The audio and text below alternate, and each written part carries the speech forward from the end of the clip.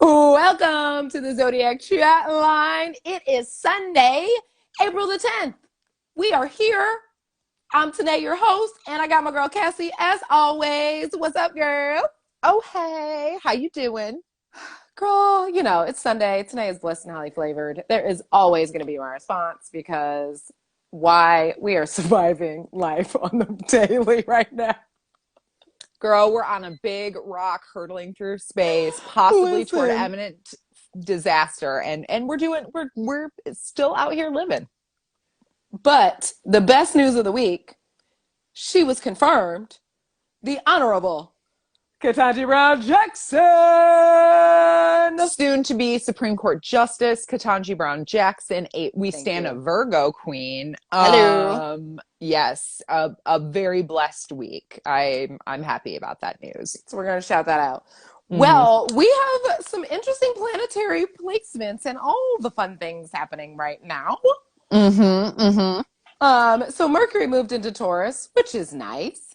And then we have a full moon in Libra on April 16th. Mm-hmm. Currently, Venus, Neptune, and Jupiter in Pisces. But Cassie, tell us why that is a good thing. So this is very exciting. So Jupiter and Neptune are meeting up. They're going to be conjunct in Pisces on April 12th, which is Tuesday of this week, right? Yeah, Tuesday of this week. And so first of all, Jupiter and Neptune only get together once every 13 years. And it's especially exciting this time because they're meeting up in the sign of Pisces, which both of those planets have influence over. Jupiter was Pisces' original ruler. Its modern ruler is Neptune. So both of these planets are very harmonious in Pisces.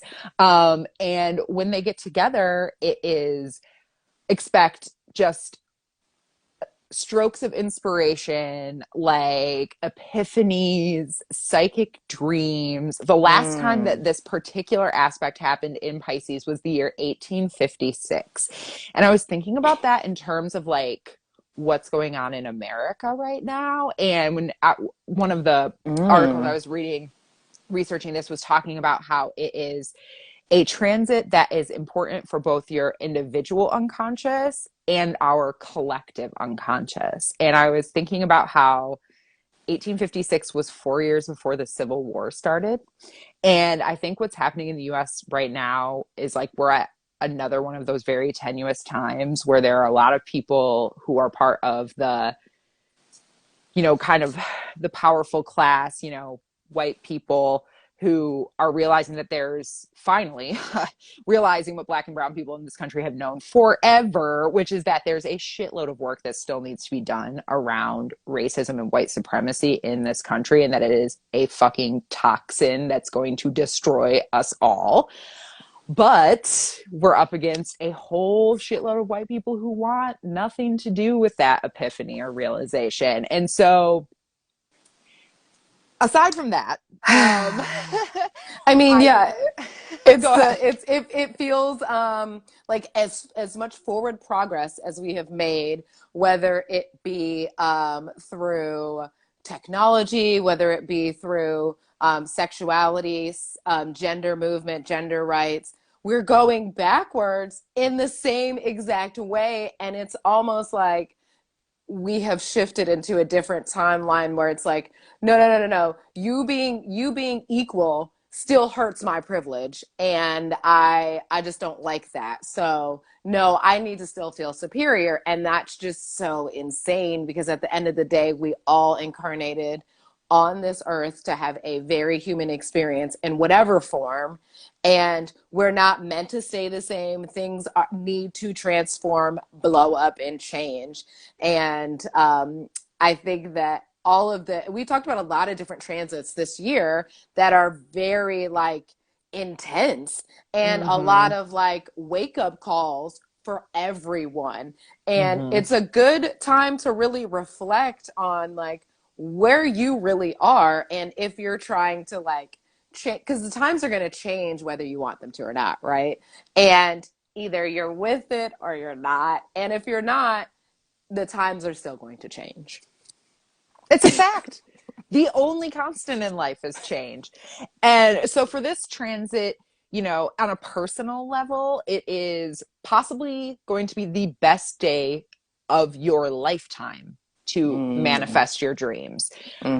Considering Neptune, especially in Pisces, because Pisces is so dreamy and all water signs can very easily be pushed into their shadow side when substances are involved. I would highly encourage you, if you plan on working with the energy of manifesting your dreams or tapping into your subconscious, your unconscious, you know, doing what you can to like get that epiphany to come to you, be as clear-headed as possible, right? Like it's not, I would not choose this as a day to do a, like, let's say something like an ayahuasca trip, right? Like where it is a spiritual experience that you can have, but the universe is already trying to give you a spiritual experience, right? They're trying to give you a message to your core self and not yourself that's clouded with whatever else. You know what I mean? Yeah. So if you're planning on working with that very potent energy, just make sure that you are in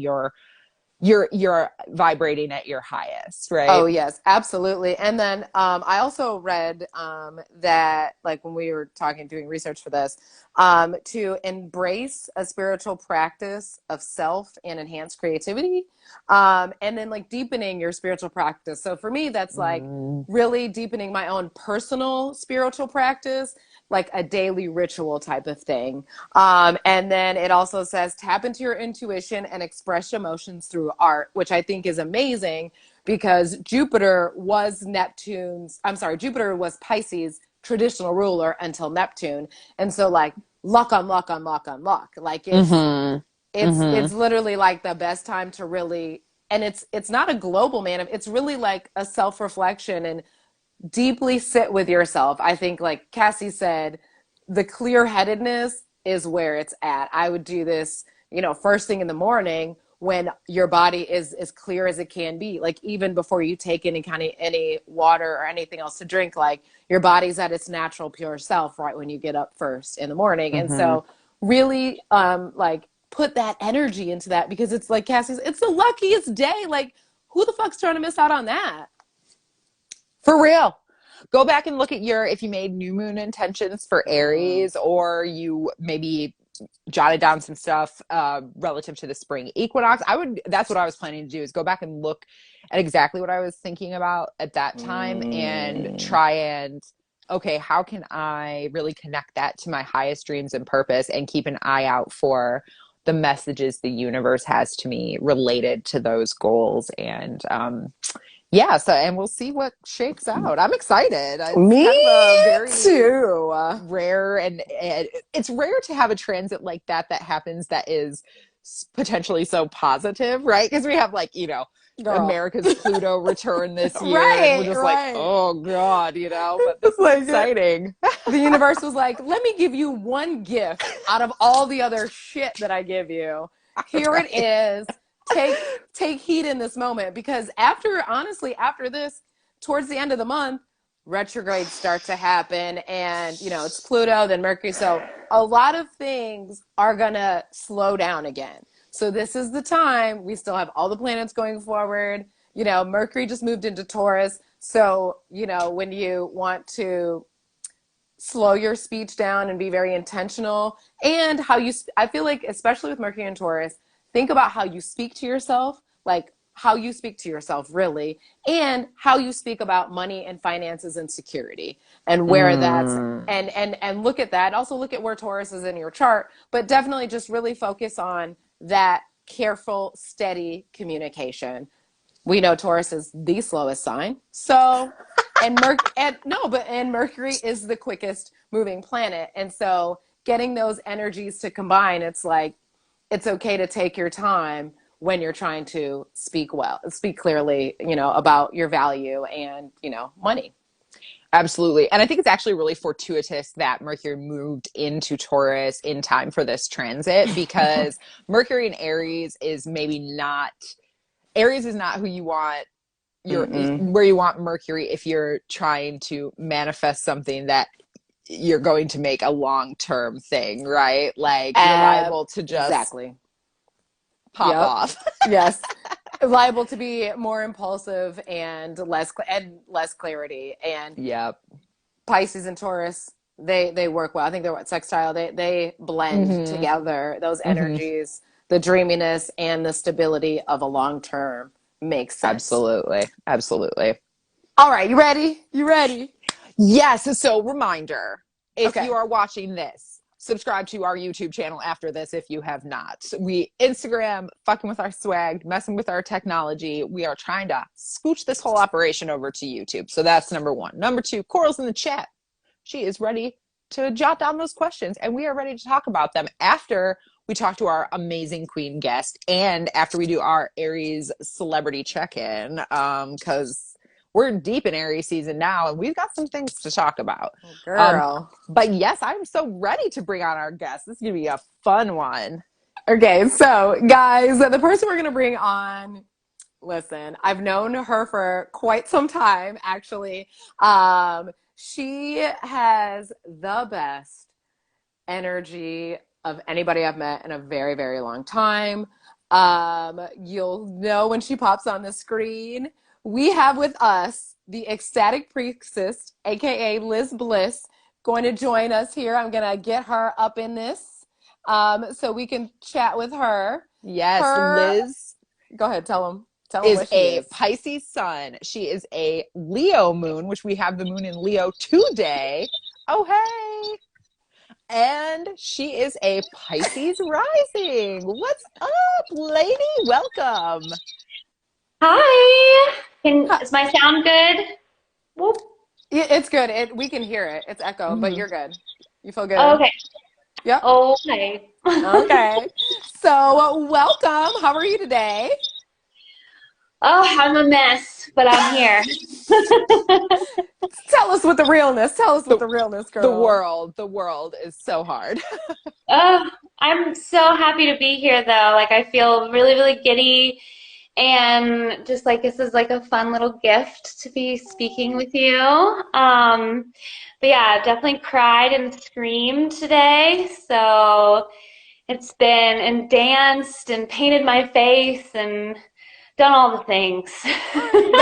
That seems like all the expression that a Pisces and a Leo would do. So I'm here for it. So what do you know about your chart, astrology? Talk to us about that.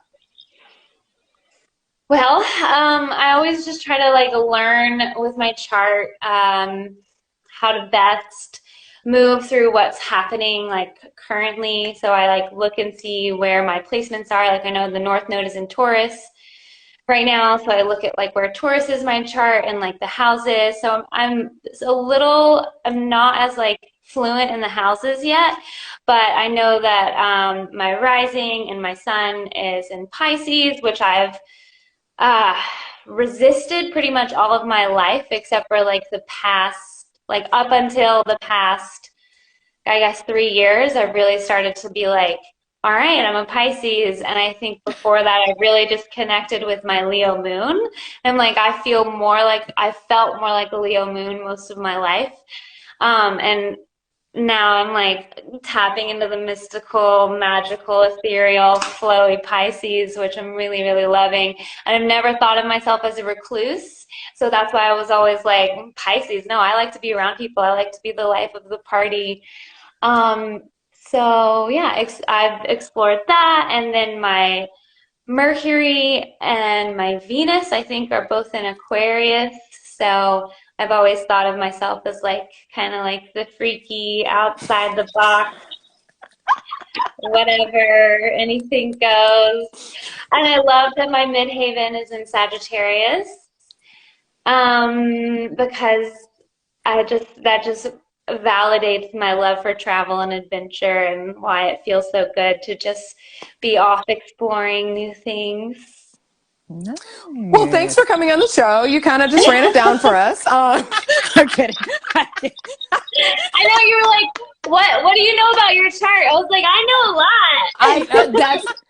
No, this is exactly what we want, because you have learned, like we want everybody to be able to express themselves through their chart, and you did an amazing job. You hit on some things we about to talk about. So I really wanted to address your Mercury because that is at 29 degrees. And anytime you have something at 29 degrees, you are completing an important phase. And for you, it's in communication. And I feel like for a Pisces to have Mercury in Aquarius is helpful. Because even though your communication is probably like in your mind, I feel like your communication's there. I think expressing it may not come out in the exact same way. So and then we also noticed that your Mercury is directly opposing your moon and emotions. And so I had for you, one of my questions was, what is the best way you learned how to communicate clearly? Did you just laugh? I'm still working on that.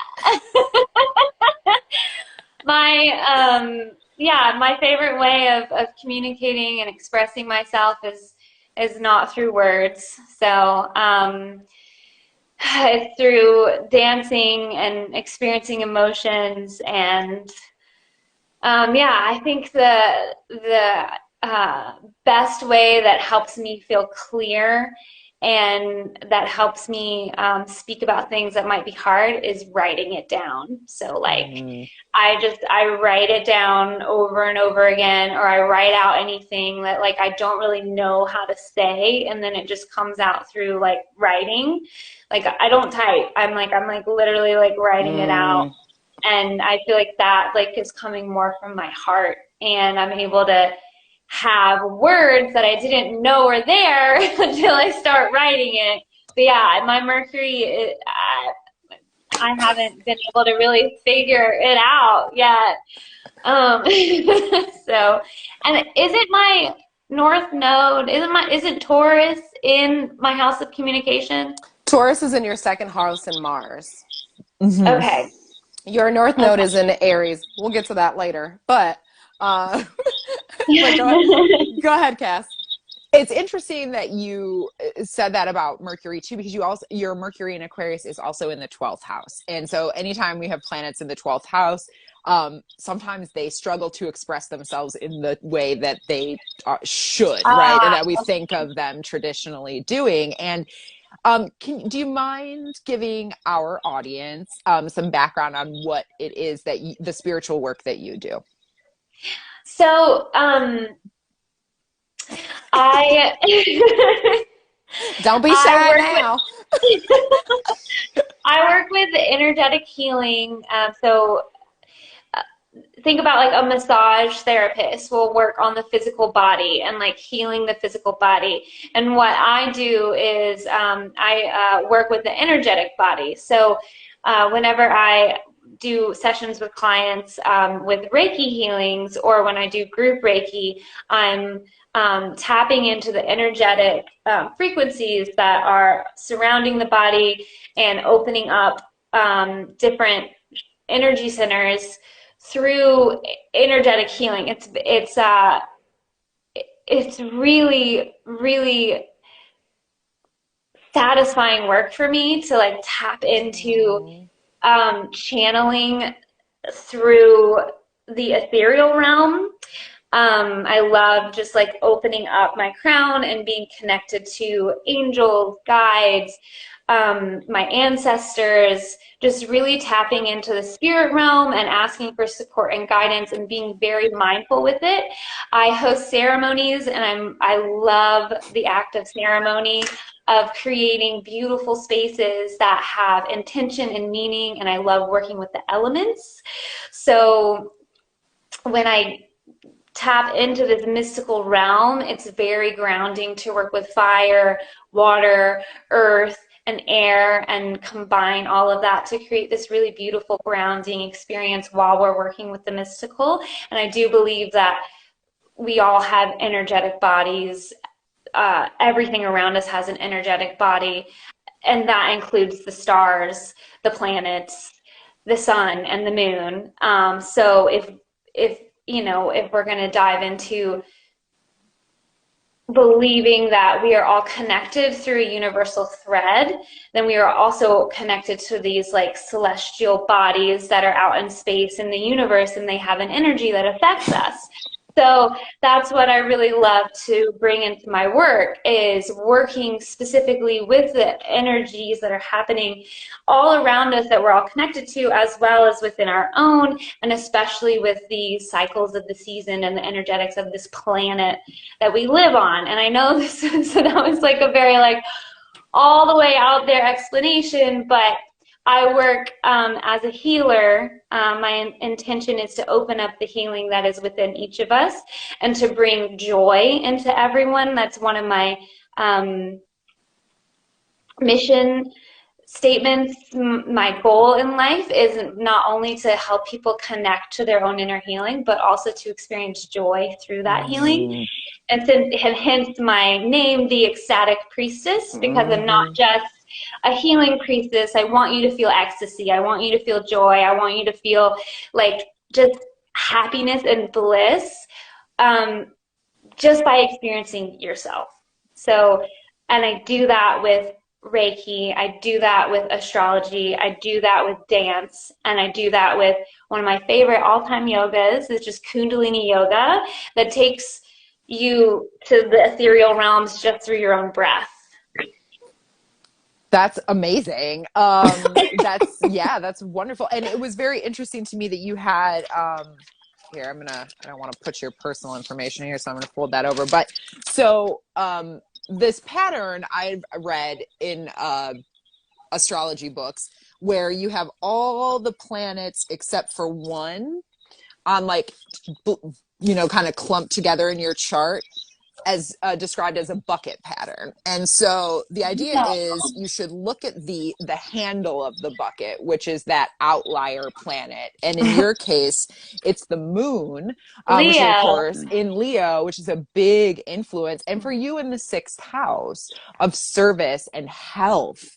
And so how does it make perfect sense that you are using your life's work is helping other people experience and channel their emotions through their physical and energetic body? I mean, that's like an incredible way to utilize that particular placement. And I wondered because the sixth house placement not only speaks to how you serve others, but it speaks to your own physical health. So how has your own physical health transformed, or in what way has the work you do also been healing or affected you personally? Not the people who you serve, but for yourself. Yeah. So I love that you're hitting on this, because it's something that it took me a really long time to discover why, and astrology really helped me understand this. But I used to get really sick, and I would go to the doctor, and doctors would be like, I don't know why she's sick, like she's stressed out, like there's no other reason. Because like anytime that I wasn't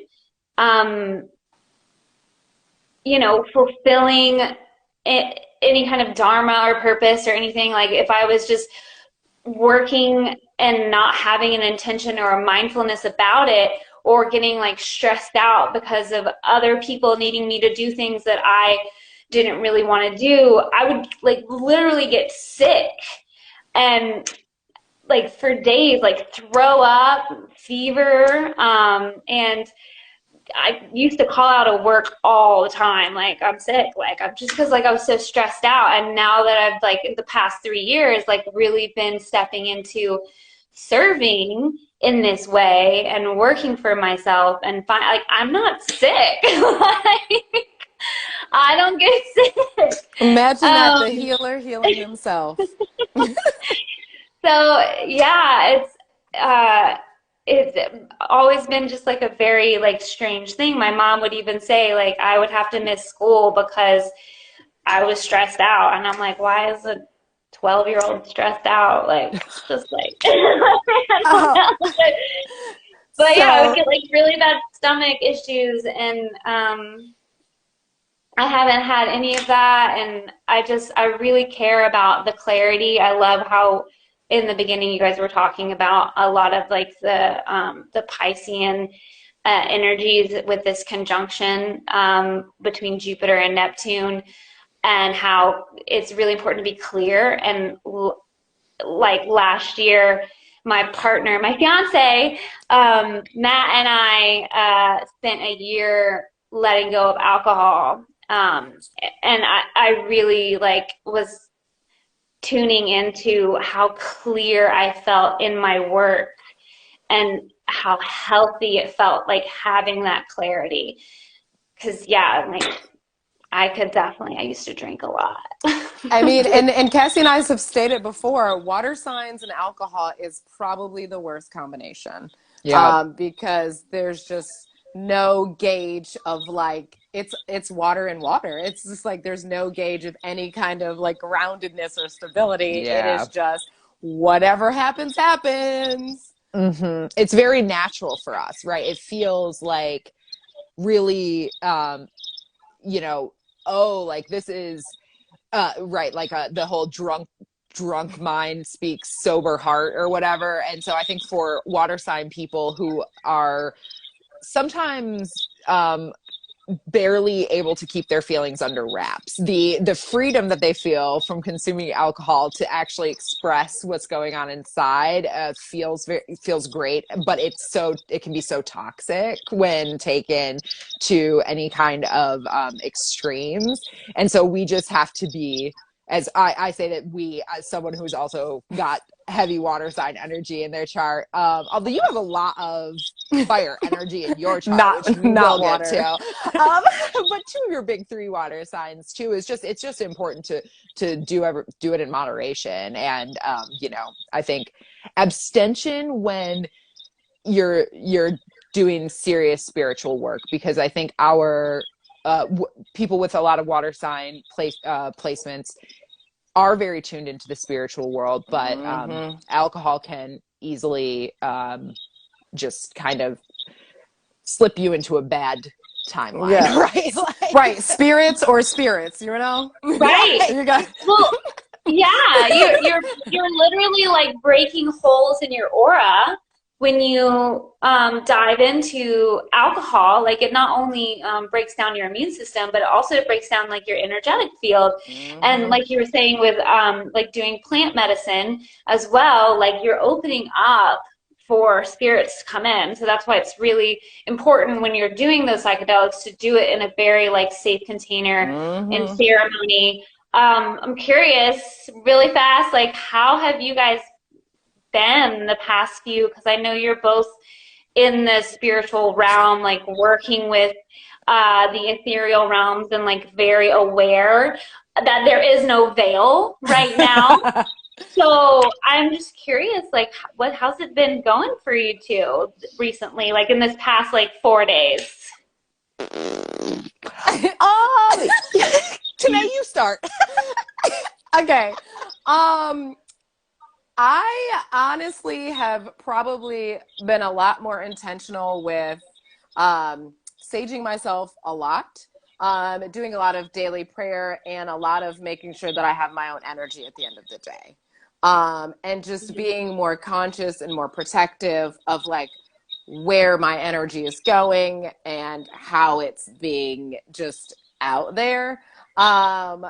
But I have an Aries moon, and so Aries season for me is like, you know, I'm ready. You know what I mean? That's the kind of, so I'm working on not being as impulsive, because that's a very like difficult, but I'm just really finding to like slow myself down and be a lot more intentional with how I'm experiencing my spirituality, but a lot more prayer, definitely a lot more prayer. Working with plants. Shout out to Coral, who's the queen plant witch, but she helps me and Cassie along. But just really like working with the elements, like you said, and just like taking moments. Cassie?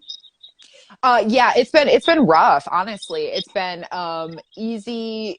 I have found myself like yesterday. I was sucked into some kind of like energy vortex. It was a bad day. I had a really like dark cloud with me all day that I just couldn't shake. And actually, I partially do blame alcohol because I had a joyful night the night before, meeting up with some friends that I haven't hung out with in a long time, and had a few drinks, and I don't drink that much anymore. So, that carries over into the next day of just feeling shitty. And then today was you were probably taking on like so many other people's energies with like literally everyone's experiencing the porousness of being a Pisces right now. Yep. I played myself, truly. Yeah. But today, being outside, working with plants, actually being in the air, being sober and getting enough sleep and drinking water and tuning into my breathing and actually, kind of doing a deep squat instead of bending at the waist, like being mindful of my actual physical body is so helpful. And I find that to be very helpful during Aries season and just in general when, as you said, things are so porous spiritually and emotionally that sometimes the only thing to do for me at that point is tune into the physical world that I am seeing and touching and smelling at that moment. And I found that very helpful today. It was beautiful weather to be outdoors, and I felt really blessed to be able to spend my day I'm doing that. So how about you? How are you? I was gonna say, how do you reclaim your energy back, because you give so much? Yeah, I love that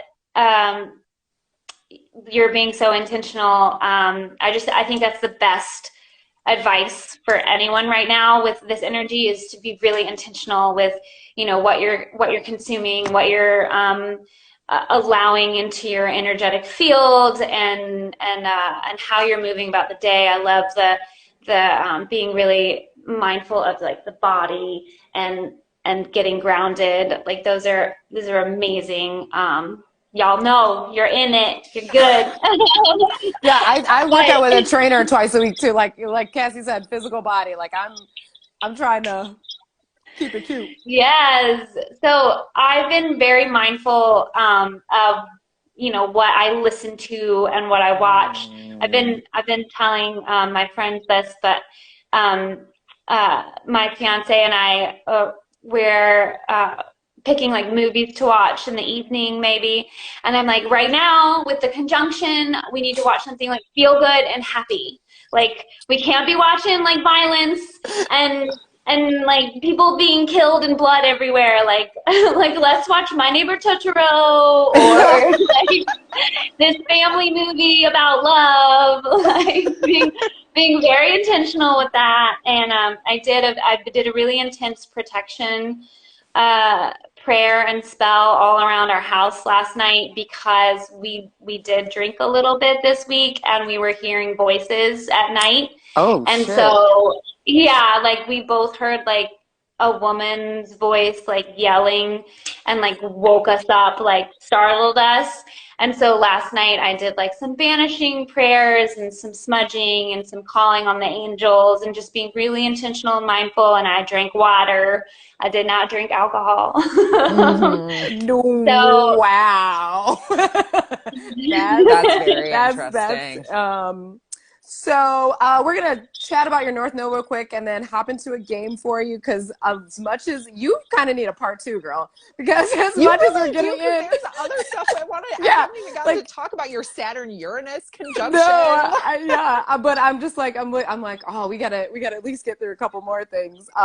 So go ahead, Cassie, let's do that Saturn-Uranus conjunction, then we'll hop on in. Okay, sure. So I thought that was a very interesting aspect in your chart. Have you researched that aspect much, or do you know anything about that in your chart? Nope. Okay. So you have Saturn and Uranus both in Sagittarius, and they're very close. It's quite a close conjunction. I think they're like 3 degrees apart. And Saturn, the planet of rules, discipline, the karma, the kind of father figure of the zodiac, and Uranus, who's our wild card. So when those two get together, it was very interesting to read about. And I was thinking about it in terms of your work and Reiki. And because both of those are also situated in the 10th house of career, that when those two get together, it's somebody who functions as a bridge between the old and the new. And it's like people with that aspect in their chart are able to help other people who are struggling to cope with the changes happening around them and the changes happening in the world. And they're like early adopters of the change. And so they're able to kind of like usher people into the new phase. And one article I read suggested that people with that aspect enjoy creating order out of chaos. Does that resonate with you at all? What's your like relationship to chaos? I mean, that kind of makes sense with like how I like do household work. Like, I'll create really beautiful spaces, but first I have to like, it has to be chaotic. Like I have to have like everything out on the floor around me and like, just like it, anytime I'm like creating, like I'm cleaning, Matt will come in and he'll be like scared. He'll be like, what are you doing? Because I'll have like everything all around me and it's just like, it looks like chaos. I was like, just wait, it'll be better. It'll be better. I love it. So that's so funny. That's amazing. That's so funny. So the last thing we're going to jump into is North Node karmic path. And so I did, you know, my normal North Node research. Your South Node is in Libra, specifically in Libra 2, the week of society. And your North Node ends at Aries 2, the week of the star. And so you know, and it's in your first house. So that is probably with your sun. You happen to have your sun in the first house in Pisces and your North Node in Aries and Pisces. And so you are meant to be a leader. You are meant to be a star. You are meant to be like, let people see who Liz Bliss is. Like that's your intention. And what I wrote this, and then I'll tell you what the suggestion was. So I wrote, know yourself and advocate for you. Do not be afraid to shine and show the world who you really are. Because Aries, they IDAF, you know what I mean? They are ready to do it. They are like, we are blazing here. Check out the Rams. It's happening. And the suggestion for this karmic path is recognize when others have become too dependent on you. Strive to keep yourself challenged and energized. Avoid slipping into complacency. Know that it is not your job to take care of everyone else. Cool. I'm glad you're sitting with that. We are going to move to a game with you. So yes. Because your big three, two of them are the same, we decided to pick another game for you. And it's called I Gotta Rock for That. So what we're going to do is we are going to give you some scenarios, and we're going to ask you to pick a crystal that you think will help the person in that situation. Good? All right, Cassie, you're up first. All right.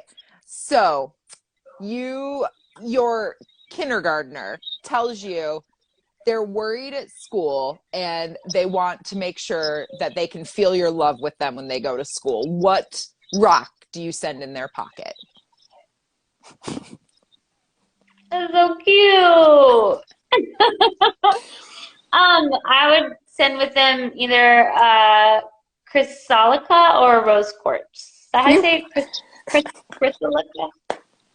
I love it. So I picked, that was part of the game too, is Tennah and I picked one too, and I picked rose quartz. So right there with you. This is also a scenario ripped from the headlines, aka my real life. I sent my son with a rose quartz. I was like, buddy, just squeeze this and you'll remember it holds my love for you, and you'll remember that I love you. And he forgot it was in his pocket. But it was a nice thought. Yeah, I really love, is it Chrysolica? Is that how you say that? It's the turquoise color one. Oh, I'm not sure how you, yes. So yes, I knew what you were saying. Like, I can see it spelled, but like to pronounce it, we'll take your word for it. It's really good for like when your heart hurts. Oh. So it's like a very good healing for heartache. I like it. Okay, so recently I've lost a lot of weight, but I'm still not feeling very confident or secure in my body. Can you give me a crystal that'll help? Tiger's eye. Ooh. Ooh. Okay, that was a choice I also picked. Citrine. Oh, that's so happy. All right. Tiger's eye, though, absolutely right. It was probably my first choice. I couldn't write it backwards so well, so I did. So that's why I fixed it. But Tiger's eye You is can write actually, it backwards? That's yeah, so cool. because it wouldn't, Right. because Tiger's eye is actually a very good one for confidence. I love that. Liz is dropping like gems on gems with these crystals. Okay, what's next? Facts. Next scenario. Your mom tells you she wants to get in touch with her intuition and spirit guides. What crystal do you send her home with? Amethyst, or if she's got a lot of money, moldavite. Ooh, I love amethyst, one of my favorites. I picked selenite for that one. Okay. You know, little magic wand action from mom, but I especially love amethyst for that. That's a beautiful stone. I'm not familiar. You said, moldavite, you said, right? For the second Yeah. one? Isn't that like it's like a space rock? Like it's from outer space or something? It's a crazy rock. It's green and it's shiny and it's really pricey because I think it's from a different planet. I don't know.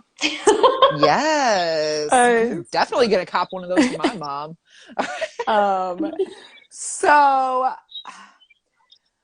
my best friend has gone through a lot recently, and she decided that she wanted to have a really deep spiritual transformation. What crystal can you offer her?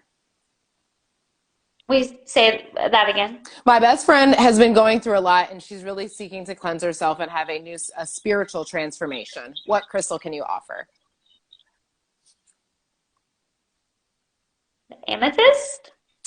Is that an amethyst one? Again, one of my top 3, but guess what I picked? And I couldn't say anything before, but moldavite is an awesome, I have a piece, and it is like, when I tell y'all this big, because like Liz says, and that was like a $30, you know what I mean? Like, it's an expensive, but it's a nice, almost a translucent green, not quite emerald, a little more like olive-ish, you know, not quite hunter. But it is, what they tell you though is that you have to be prepared to use moldavite because the transformation is so intense and you have to kind of be ready for it. Is it from a volcano? Where is it from?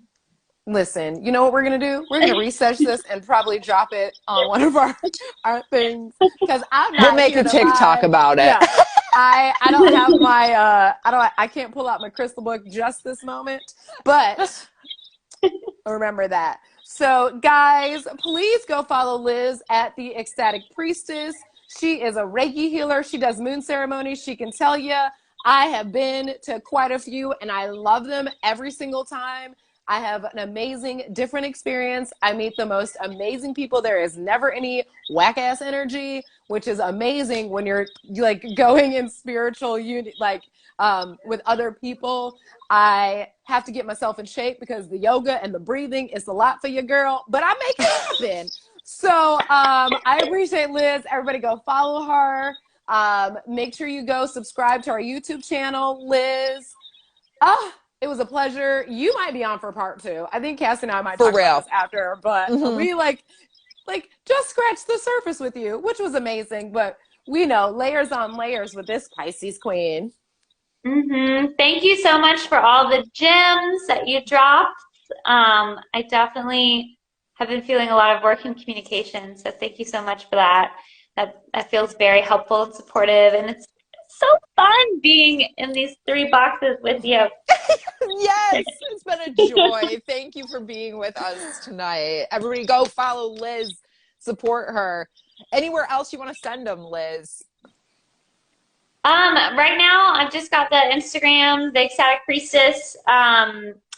You can email me, theecstaticpriestess@gmail.com. And yeah, everyone just do your meditations tonight, drink water, say your prayers, watch Get it? Tell 'em. beautiful, fun movies that are about family and love, and really like have compassion for each other because we're all feeling each other's energy. So Say it loud. Amen. All right, girl. We love you. Bye. Bye. Oh my goodness. Such good advice going in to knew that. Jupiter Neptune conjunction. We knew Yes. that. Oh my God. What a treat to talk to her. All right, we got to run through our Aries celebs because we got some questions to answer. I know. Too. So let's we'll knock do like these. What do you want to do? 2 minutes. Yeah, like maybe 2 apiece. All right, go. Sure.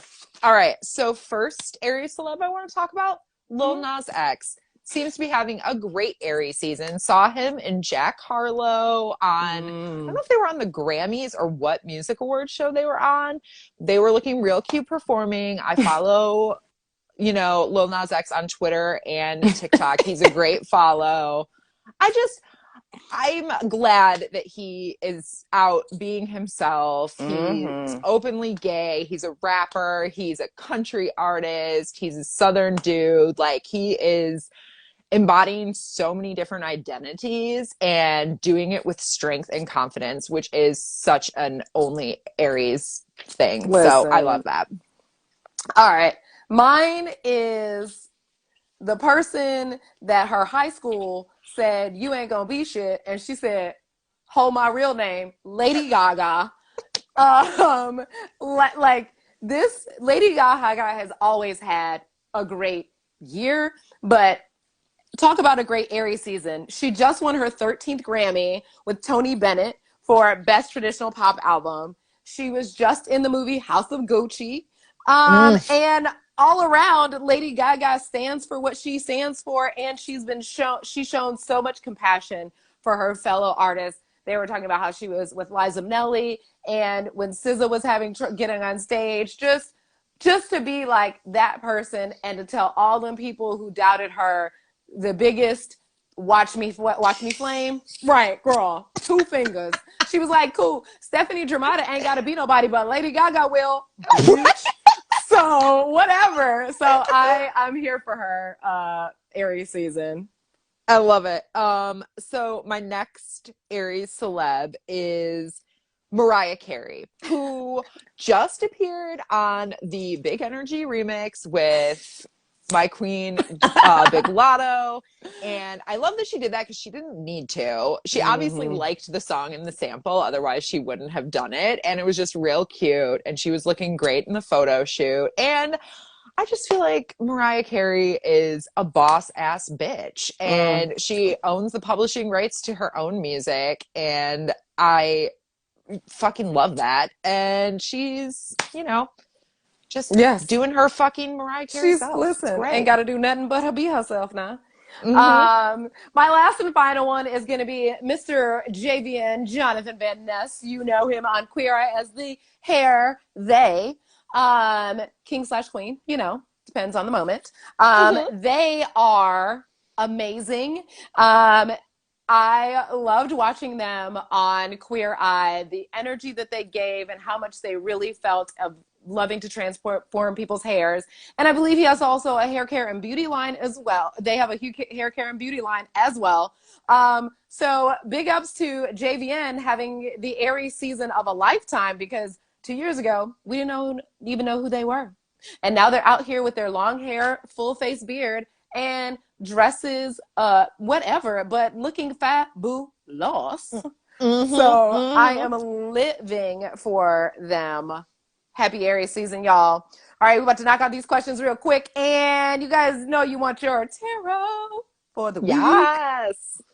All right. So from the chat, Music Lover 3889, how long did it take for today and Kat, for you guys, for both of you to embrace the elements of your respective astrological signs? Alex, always coming through with an insightful question. Hello. How do you feel about that today? Well, I feel like after a while I didn't have a choice. I feel like it was like you either, embrace it and like be aware of it, find your strengths, find your challenges, work with them, or it's just going to be a very difficult time. And I have difficult placements in certain aspects already. And so the easier the better sometimes, you know. I appreciate the challenging aspects because I feel like it has allowed me to grow exponentially. But I would say within the past, giving my age away, 20 plus years, it's real. I have really embraced it a lot because it has been a part of anybody that knows me. It's a conversation. It's never not a conversation. So love me for it. What about you? For sure. So I feel like what happened for me is kind of the reverse, where I didn't really embrace the aspects of my astrological sign or the characteristics of my astrological sign. I embraced astrology because the descriptions of my sign were so true to who I already was. Like I just felt like I forget the theorist's name. I read his work in college, and the idea is interpolation, where something from the outside world pulls you into it. That's how I felt about astrology. When I first started reading descriptions of Cancer, I was like, oh my God, that's me. You know, that's me. And then I wanted to know. Yeah. Then I wanted to know everything about it. And then I discovered, oh, of course it is, because you have a fuck ton of Cancer placements. Like, it makes perfect sense. Yeah. So that's how I feel like for me. I feel like for both of us, because we have a lot of placements in what our sun sign is, it makes us us. Like, there's like, that's them. All right. What's the next one? What's the next one you want to go for? All right. From email. I'm planning on getting some crystals for a birthday present. When you pick crystals for birthdays, do you pick for the sun placement or the moon or what? Okay, I have a process for when I buy crystals for people. Do you? What do you do? You know, I have never actually thought about buying it for any of their placements, because for me, when I work with crystals, I buy them for what they are intentionally help to heal. And so I probably tend to look at where that person is, and depending on if they need some other energy, like if they're a fire sign and they might need a little air to chill them out, or if they're, you know, they need a little more grounding and give them some earth energy. So it's more or less like what speaks to me. It's more like intuitive. I'll go in there and I'll be thinking about that person, and I'll have their energy with me, and I'll kind of go in and see what crystal or crystals happen to speak to them. I have never thought about that. That's actually an interesting way to try. What about you? I'm right there with you. I'm very into it. Like, I basically think, okay, so I'm buying crystals for person X. I walk in and I actually like prefer to not even look at the names that are on them. I just like try and kind of, where does my eye drawn? Like, where is my energy drawn? And I'll like kind of touch them a little bit and be like, oh, yep, this one. And then usually when I look at what it is in the description, I'm like, yes, that's a good one for this person. But I agree that it could be cool to know that going in and purposefully pick that. I know for myself personally, I often look for moonstone jewelry and things like that because it is associated with my sign. And so I like it for that reason. It's a nice, harmonious crystal for me. But sometimes I do the same thing with myself if I'm it's like either I'll carry the, you know, my ideas or notions of the person that I'm buying for, but sometimes I'm just like in a funky space and I'm like, I want to rock to make me feel better. And then I'll do the same thing for myself, just kind of like wander around till I find something. That is the one thing, like when you go to seek out crystals, make sure that you like take a deep breath before you go in there and just be like, okay, and then walk in, because I feel like you said, if you're not really sure where you're at, it can be overwhelming. Yeah. It can be any intensely. of those metaphysical shops. It's a good idea to kind of ground yourself, because they're also often full of people with wild energy. Okay, I'm gonna tell a story edited. There was this one time I was in San Francisco and I wasn't quite clear-headed, and I walked into a crystal store and everything got really intense, and then I was like because again, I wasn't quite clear-headed. Let's just start there. I went back out and I was like, ooh. and I had to walk back in. But I'm telling you, that. So speaking of, those are the questions we have for today. Again, please follow our YouTube because, again, IG, thank you, but we're trying to, upgrade. Level up. But we are going to pull today because it's been all about what? Crystals. The Eternal Crystals Oracle Cards by Jade Sky. Tell me, that's got to be a stage name, but I love it. I'm here for it. I'm here for some Jade Sky. Thank you to everybody in the chat. We seen y'all. We said hey. Thank you so much, Liz. You were an amazing guest. It might be a part 2. I don't know. Might be a part 2. I mean, she's definitely going to come back on the show in one aspect or another. Awesome Couch. Thank you for the claps. Waiting on your email. Yes. Okay. So this is a beautiful one, guys. And I think it's actually quite perfect for this. All right, here we go. We have Obsidian Root Chakra Protection. Check that out, y'all.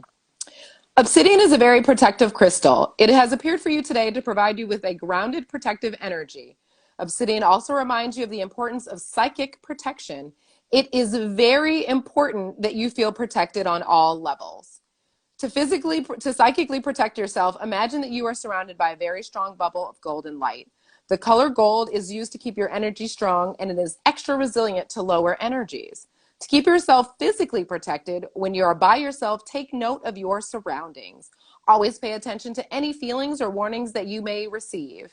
If you have a bad feeling about going to a particular place, event, or area, notice and acknowledge that feeling. Perhaps you can be extra cautious if you do go, or you can go with someone else, or even reschedule if that is a possibility. To protect yourself spiritually, surround yourself with as many positive people as you can. If there is someone who is quite draining or negative in your life, protect yourself with that gold bubble before you go near their energy. Obsidian is associated with the root chakra. It helps remove negativity and restores your energy. What? Listen, Ecstatic Priestess said it. The perfect card for right now. Girl, you ain't, listen, Priestess, you ain't never lied, girl. An obsidian for that Jupiter and Neptune. Yep. It's also randomly number 29, which breaks down to 11, another spiritual. Listen, when I say the universe, every time, Cassie, every time, even last night, every time, the universe be universing, right? So it's a fact. It's a fact. But thank you guys so much. We will see you next Sunday with another amazing guest. Again, Ecstatic Priestess, go follow her. If you're in the ATL area, she hosts moon ceremonies, does Reiki healing. Hit her up. Get a girl some coin. She earned it. You can tell. She know what she talking about. I've had a session. Listen, blessings on blessings. All right. As always, y'all, it's all love. Peace. We out, y'all.